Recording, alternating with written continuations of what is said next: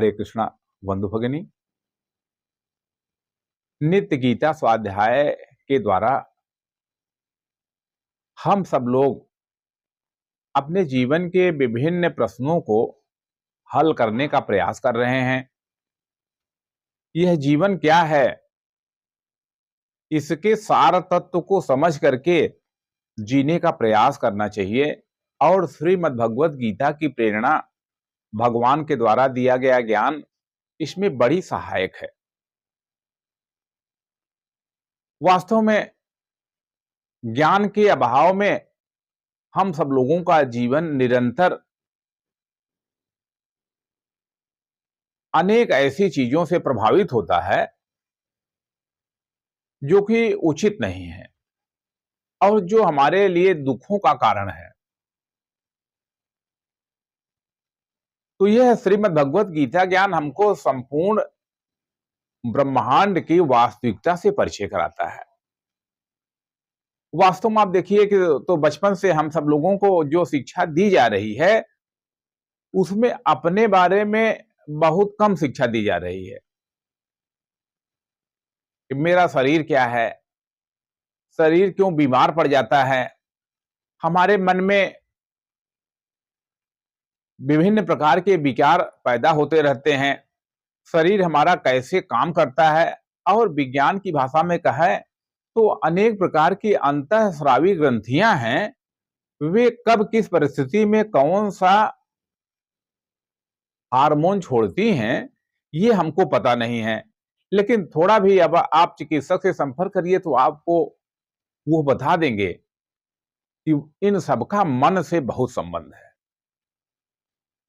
मन में ही हमारे अंदर विकार पैदा होता है।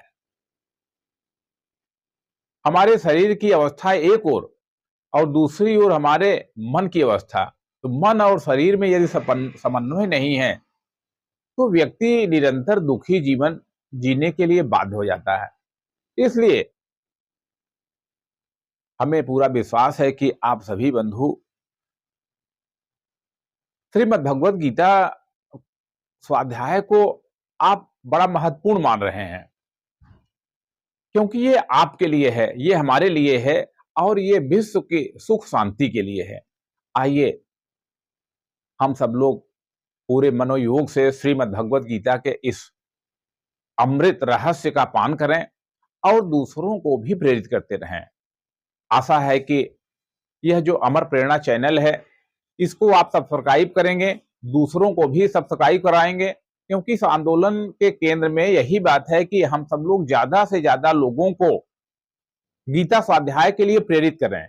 अगर एक भी श्लोक समझ में आ जाता है, एक भी शब्द ध्यान में आ जाता है तो हमारे जीवन में परिवर्तन होने लगता है। आज हम इस स्वाध्याय सत्र में श्रीमद् भगवत गीता शब्द शब्द प्रेरणा के अंतर्गत 7वें अध्याय के एक श्लोक का अभ्यास करेंगे। 7वें अध्याय का नाम है ज्ञान विज्ञान योग।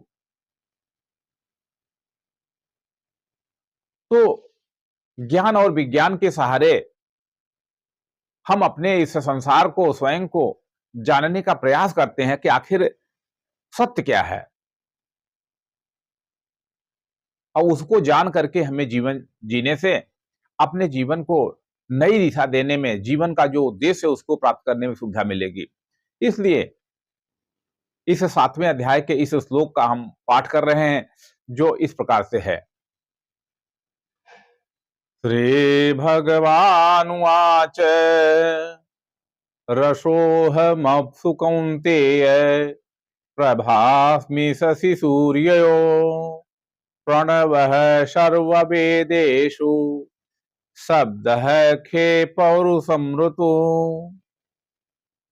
भगवान ने कहा, हे कौन्तेय, मैं जल में रस हूं, चंद्र और सूर्य में प्रकाश हूं,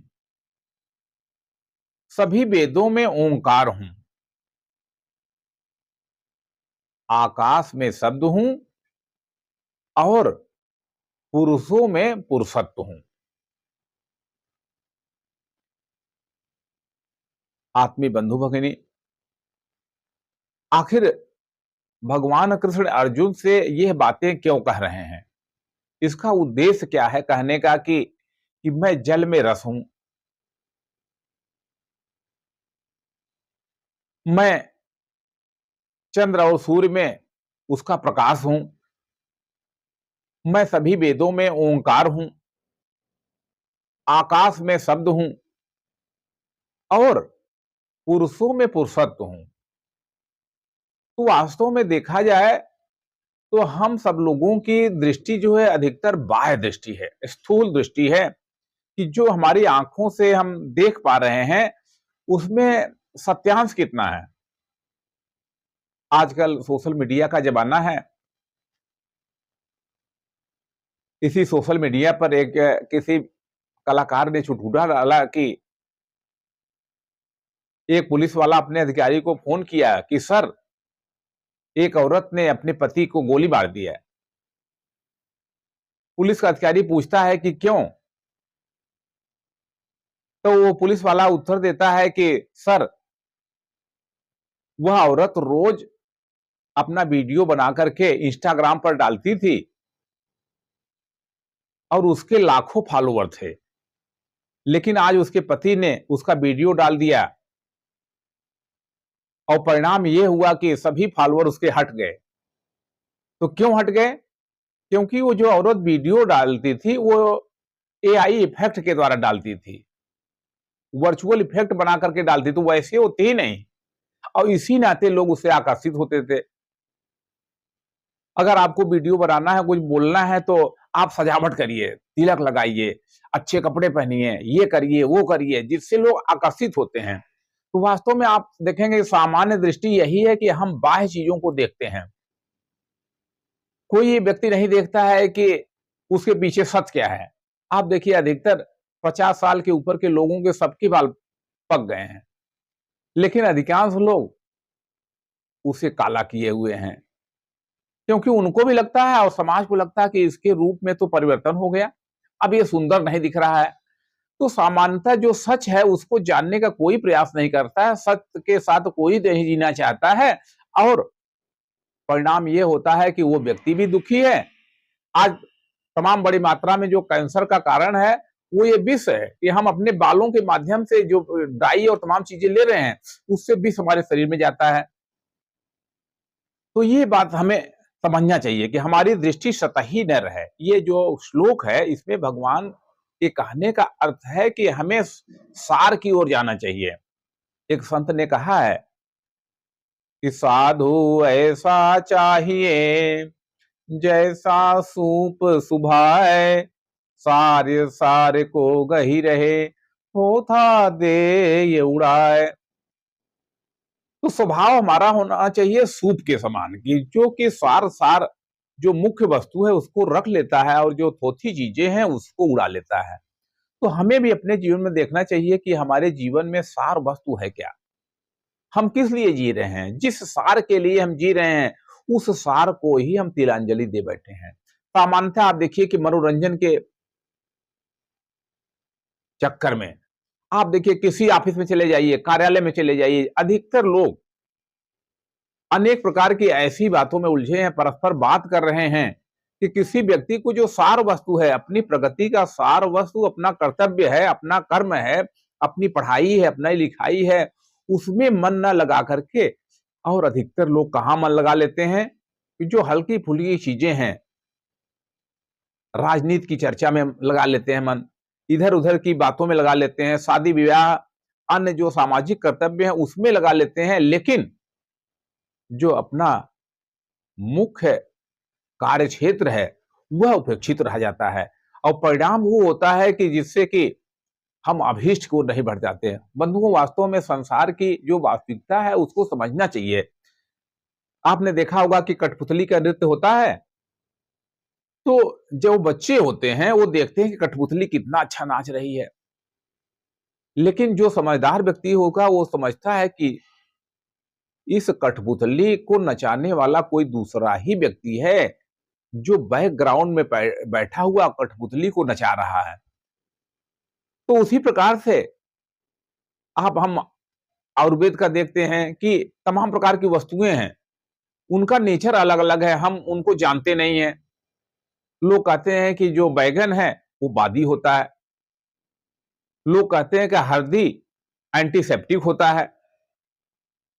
कितने प्रकार के वस्तुएं इस संसार में भगवान ने बनाई है और उनका कोई न कोई औषधीय गुण धर्म है, उनका कोई न कोई उपयोग है, लेकिन जब व्यक्ति उसको नहीं जानता है तो उसका उल्टा इस्तेमाल कर लेता है। तो इसलिए यहाँ जो भगवान ने कहा कि वास्तव में जो इस संसार की रियलिटी है उसको हमें जानना चाहिए। इससे हमें क्या होता है कि लगाव पैदा होता है कि आखिर इस संसार के पीछे क्या है, इस संसार के पीछे सत्यता क्या है।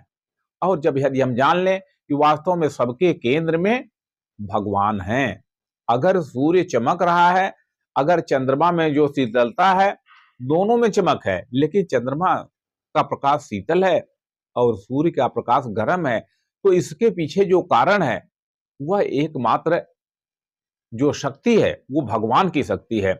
इसलिए हम जब जानेंगे कि ये सार वस्तु है, स्वामी रामकृष्ण परमहंस कहते थे कि भाई आप संसार में, इस संसार के बगीचे में आए हो तो आम खाने के लिए आए हो।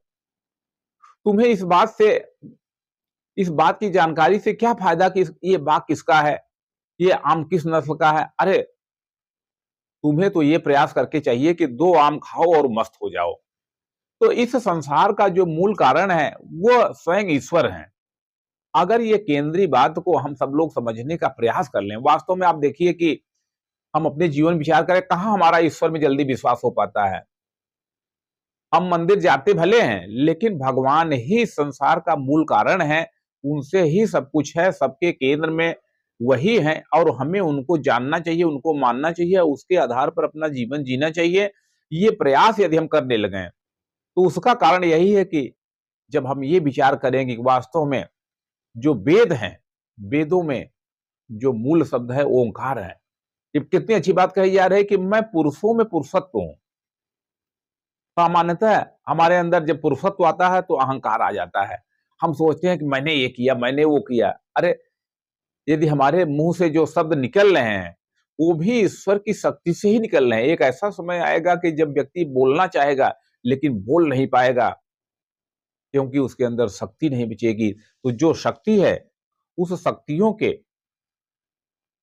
जो केंद्र में है, वो ईश्वर हैं। तो हमें यह समझना चाहिए वास्तव में धन, प्रसिद्धि जो हम ये पुरुषार्थ मान बैठे हैं कि आप देखिए हमारे पास ज्ञान न होने के नाते हम क्या धन के पीछे भाग रहे हैं। हर आदमी धन सोचता है कि धन ज़्यादा से ज़्यादा इकट्ठा कर लें। कितने लोग नाम के पीछे भाग रहे हैं। क्यों?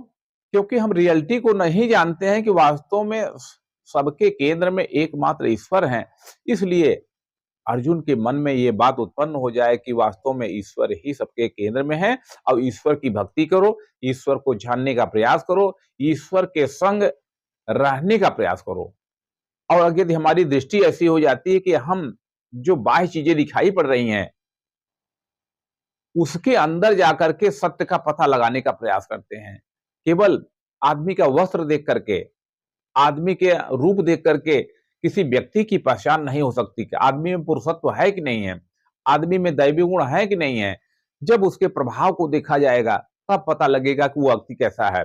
इसलिए आइए हम इस चिंतन के द्वारा अपने चिंतन में फर्क महसूस करें। अगर हमें ये जो दुनिया भर के चित्र हैं, उस चित्र में एक मात्र चेतना दिखाई पड़ने लग जाए कि सबके पीछे ये जो चित्र है, ये जो बाह्य वातावरण है, इसमें कोई एक चेतना है और चेतना का आधार भगवान स्वयं है। इसलिए हम सब लोगों के मन में धीरे-धीरे, धीरे-धीरे निरंतर जब हम बाह्य चीज़ों में